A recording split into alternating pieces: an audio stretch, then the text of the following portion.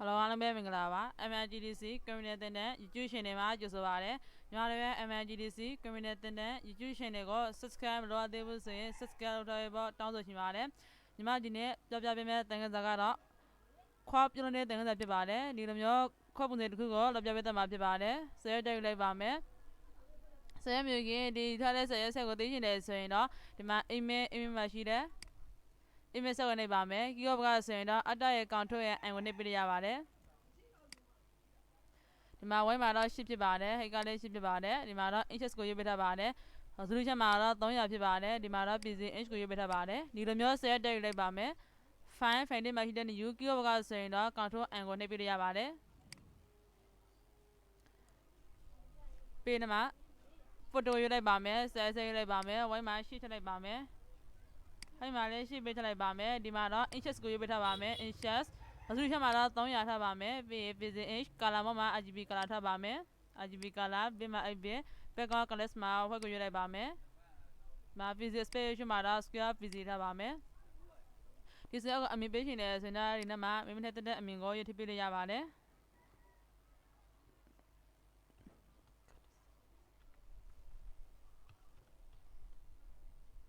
ဒီမှာဒီလိုမျိုးအမြင်ပေးလိုက်ပါမယ်ပြီးရင် create ကိုနှိပ်ပါမယ်ဒါစင်စဲရရလာပါပြီပြီးရင်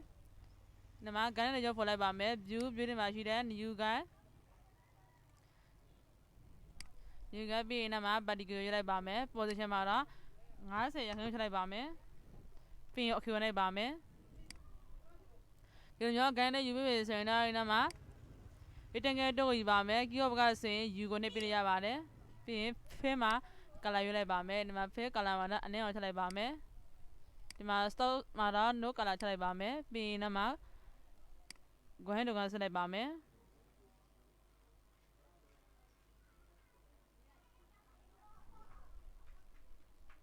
ဒီနေ့မှာထည့်လိုက်ပါမယ် move to ယူပါမယ် keyboard ကဆိုရင်တော့ B ကိုနှိပ်ပြရပါတယ် listen မှာထည့်လိုက်ပါမယ်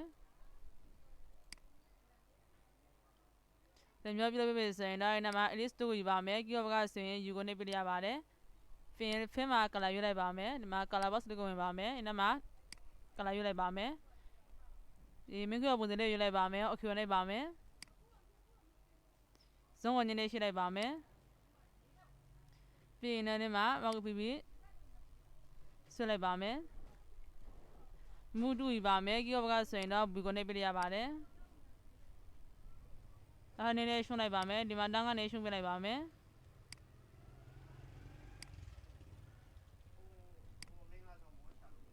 keyboard က key ကိုပြပြနည်းနည်းရှင်းလိုက်ပါမယ်ဇုံးကိုနည်းနည်းရှင်းလိုက်ပါမယ်ဒီမှာဒီတောင်းကိုနည်းနည်းရှုံးပြလိုက်ပါမယ်ပြီးရင်အမရှိပြလိုက်ပါ keyboard ကဆိုရင်တော့ enter ခေါက်ပြရပါတယ်keyboard က shift key ကိုပြပြနောက်ထပ်နည်းနည်းရှင်းလိုက်ပါမယ်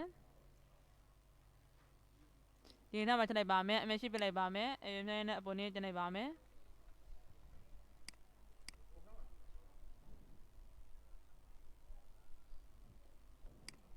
ပြီးရင်မှာတင်ကူလာမကီတူယူပါမယ် keyboard ကဆိုရင်တော့ M ကိုနှိပ်ပြရပါတယ်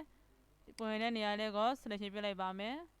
ပြီးရင်ဒီတင်ကန်ဝင်းဆိုတဲ့နေရာလေးမှာကြည့်ထားပါမယ် style နေရာလောက်ပါမယ် style နေရာကို click ချင်လိုက်ပါမယ်ပြီးရင် selection ဝင်တဲ့နေရာလေးကို delete နဲ့ဖြတ်လိုက်ပါမယ် control D နဲ့ selection ဖြတ်လိုက်ပါမယ်မူတူယူပါမယ်ပြီးရင် control G နဲ့ layer ပေါ်လိုက်ပါမယ်မောက်ကိုဖိပြီးအပေါ်တင်လိုက်ပါမယ်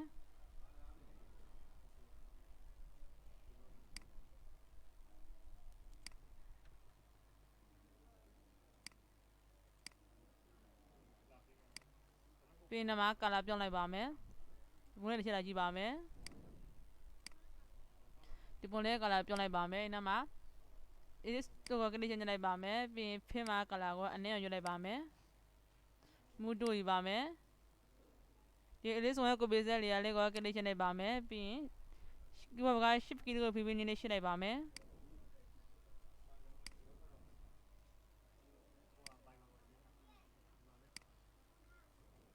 ပြီးရင်အမရှိပြလိုက်ပါမယ်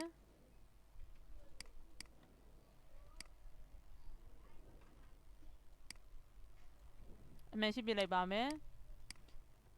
ဒီရှိပြလေးကိုနည်းနည်းရှင်းလိုက်ပါမယ် sorry ဒီ list ဝင် layer လေးကိုနည်းနည်းရှင်းပြလိုက်ပါမယ်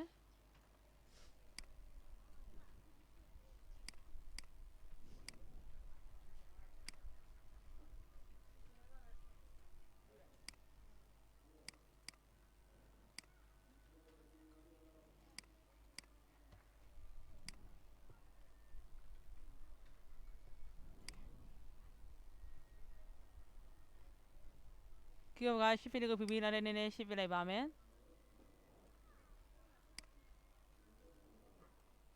အမှန် ship ပြလိုက်ပါမယ်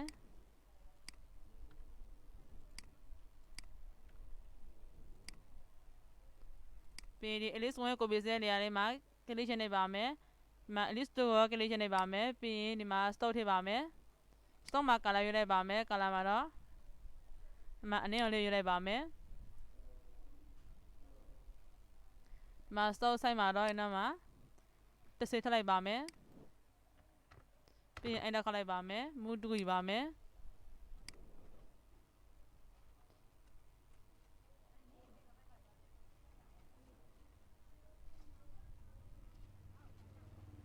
ပြီးရင်ဒီလေယာ3ခုကို Q က ship လေးကိုဖိပြီး select ပြလိုက်ပါမယ်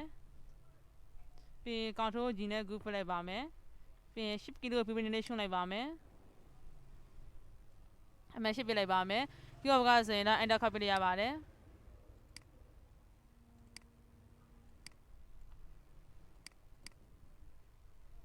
ပြီးရင် Alice ကိုထည့်ယူပါမယ် Alice ကို Q ကဆိုရင်တော့ U ကိုနှိပ်ပြလိုက်ရပါတယ်နောက်နေ့မှာ ကိုင်းကိုဆက်လိုက်ပါမယ်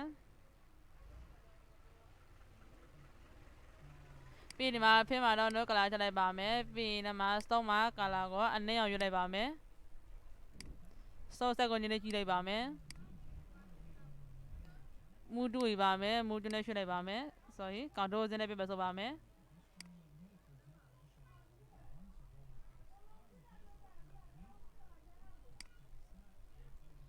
ဝေးထည့်လိုက်ပါမယ် Q က shift လေးကိုဖိပြီးနည်းနည်း shift ပြလိုက်ပါမယ်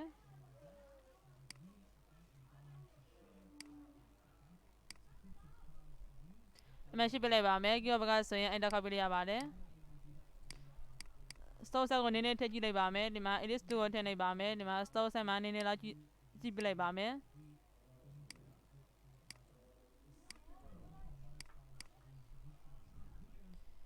stock set ရဲ့နံပါတ်85လောက်ထည့်လိုက်ပါမယ် enter ခတ်လိုက်ပါမယ်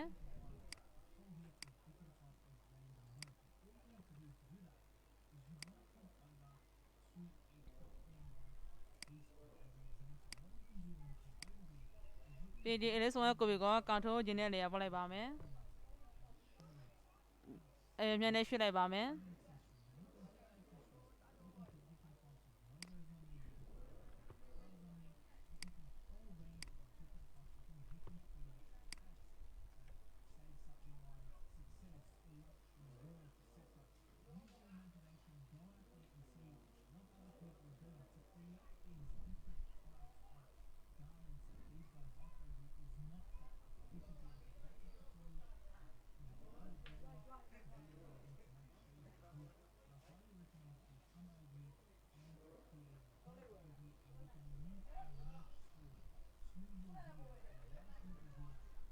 ဒီနေ့မှာထည့်လိုက်ပါမယ်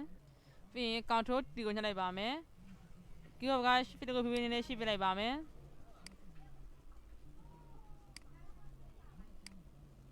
ပြီးရင်ဒီ Alice 1ကိုပြီး2လေယာလေးကိုတင်ကဝင်လေယာမှာထည့်လိုက်ပါမယ်မြန်နဲ့အပေါ်နေတင်လိုက်ပါမယ်ဝင်တော့လည်းချက်လိုက်ကြည့်ပါမယ်နောက်ထပ်နည်းနည်းထည့်ကြည့်လိုက်ပါမယ် Q က shift key ကိုဖိပြီး shift ပြလိုက်ပါမယ်ပြီးရင်အမှန် shift ပြလိုက်ပါမယ်ဒီမှာ Alice 1ကိုပြီး2လေယာလေးမှာ select ပေးထားပါမယ်ပြီးရင်တင်ကဆိုရင်ပြီး Alice 2ကို click ချနေပါမယ်ဒီမှာ stock မှာတော့ no color ထည့်လိုက်ပါမယ်ဖိမှာ color ရွေးလိုက်ပါမယ်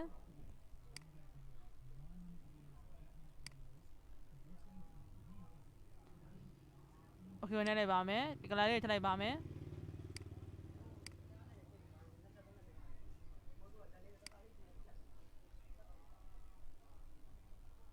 ပြီးရင်မှာပိန်တိုးယူပါမယ် Q ကဆိုရင်တော့ P ကိုနှိပ်ပေးလိုက်ရပါတယ်ဇွန်ကိုညနေရှင်းလိုက်ပါမယ်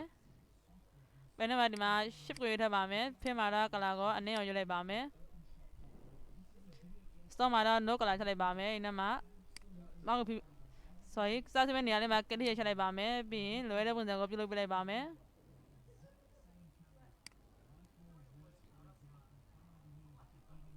Q ကအကြောက်ကိုဖိပြီးဒီပွင့်တဲ့အမဲလေးကိုဖျက်လိုက်ပါမယ်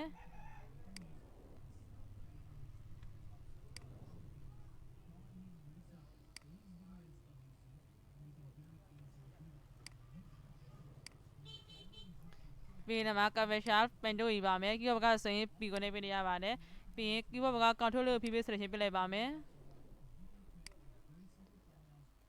ပြီးရင်မှာလိုတဲ့ပုံစံလေးကိုပြုလုပ်ပြလိုက်ပါမယ်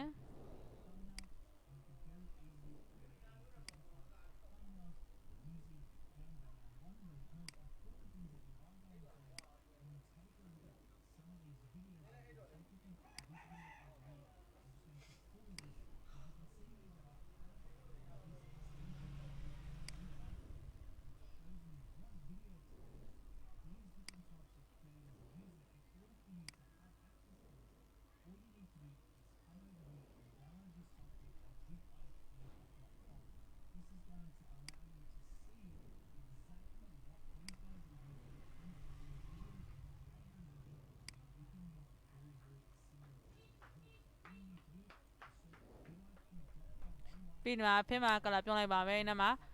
color ဘားလေးကို click ချင်လိုက်ပါမယ်ပြီးရင် color ပိုင်းမှာအနီရောင်လေးရွေးလိုက်ပါမယ်ဒီရောင်လေးရွေးလိုက်ပါမယ် okay လိုက်ပါမယ် mood တူယူပါမယ် keyboard ကဆိုရင် B ကိုနေပေးရပါတယ်မ Elise sorry ဒီမှာ shift ကလေးကိုဒီမှာအပေါ်မှာကျန်လိုက်ပါမယ်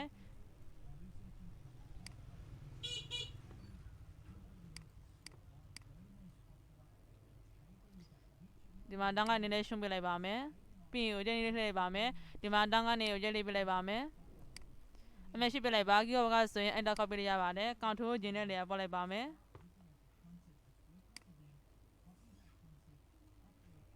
ဒီလေယာကိုဒီမှာပုံမှန်ကျန်လိုက်ပါမယ်ဒီ Elise tool လေယာလေးကိုဒီမှာ Go Win လေယာအောင်မှထည့်လိုက်ပါမယ်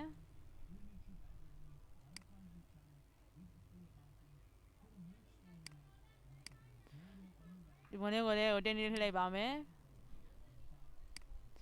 ပြီးဒီမှာတောင်းကနေနည်းနည်းရှင်းလိုက်ပါမယ်အမေရှင်းပြလိုက်ပါမယ် keyboard ကဆိုရင် enter copy ရပါတယ်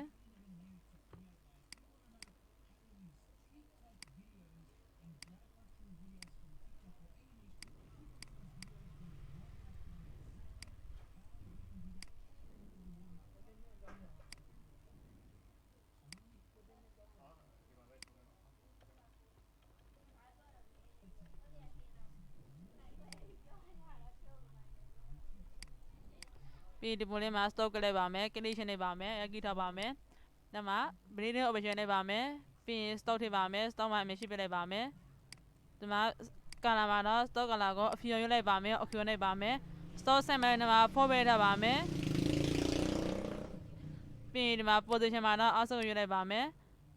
balance မှာတော့ no မျိုးရွေးလိုက်ပါမယ် opacity မှာတော့50ပဲထားပါမယ် okay လိုက်ပါမယ်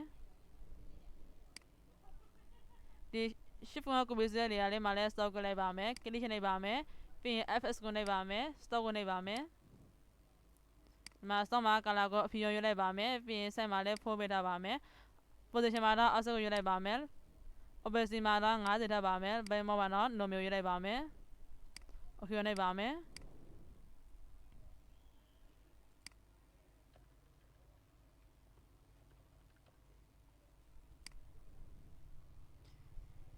ပြီးရင်ဒီမှာစာရေးရတဲ့အတွက် hose တွေတိုက်တူယူပါမယ် keyboard ကဆိုရင်တော့ T ကိုနေပေးရပါတယ်ပြီးရင်စာလုံး font ပုံစံရေးပါမယ် font ပုံစံရေးလည်းမျိုးမျိုးရှိပါတယ်မိမိနဲ့တက်တဲ့ပုံစံကိုရေးပေးရပါတယ်ဒီမှာတော့ဒီ font ပုံစံလေးကိုရေးလိုက်ပါမယ်ပြီးရင်ဒီမှာစာလုံး font ဆက်မှာတော့28ထည့်လိုက်ပါမယ်စာလုံး font color မှာတော့ဒီမှာအဖြူရောင်ရေးလိုက်ပါမယ် okay လိုက်ပါမယ်ပြီးရင်ဒီမှာ custom ထည့်ချပါမယ်စာရေးလိုက်ပါမယ်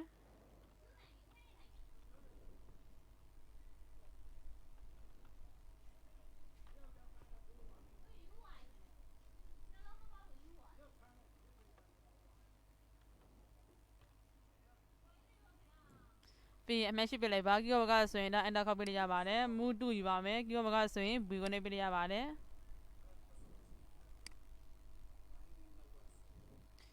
ပြီးရင်ဒီမှာဒီကိုင်းလေးကိုဖြတ်လိုက်ပါမယ် view ဒီမှာရှိတဲ့ clear ကိုနေပါမယ်ပြီးရင်ဒီမှာဒီ layer လေးအကုန်လုံးကို keyboard မှာရှိတဲ့ shift key လို့ဖိပြီး select ပြလိုက်ပါမယ်ပြီးရင်အရင်ဖြတ်နဲ့အပေါ်ရွှေ့လိုက်ပါမယ်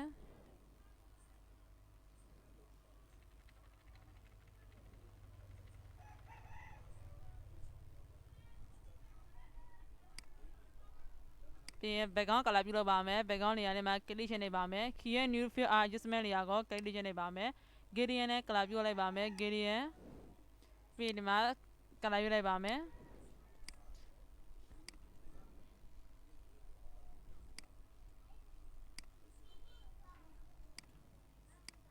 ဒီမှာ color ကိုတော့ဒီနေအောင်နဲ့ယူလိုက်ပါမယ် okay နဲ့ပါမယ်ဒီမှာလည်း color ယူလိုက်ပါမယ်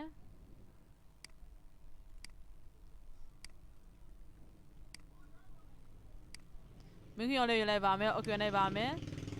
ပြီးရင် opacity stock ကို click ရှင်းလိုက်ပါမယ် opacity မှာ50ထည့်လိုက်ပါမယ် okay နဲ့ပါမယ်ပြီးရင်ဒီမှာ style မှာတော့ radius ကိုယူလိုက်ပါမယ်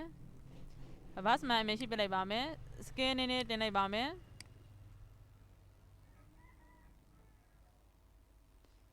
ဒီနေ့ထည့်လိုက်ပါမယ် okay နဲ့ပါမယ်ဒါဆိုတော့ဒီမျိုးခွက်ပုံစံလေးနဲ့ပြောချက်နေမျိုးမျိုးနေပါတယ်ညီမရဲ့ဒီသင်ခန်းစာကိုကျင့်နေတတ်တယ်ဆိုရင်တော့ like and subscribe လေးလုပ်သေးပါအောင်နော်ကြည့်ရှုတဲ့အတွက်လည်းအားလုံးကိုကျေးဇူးတင်ပါတယ်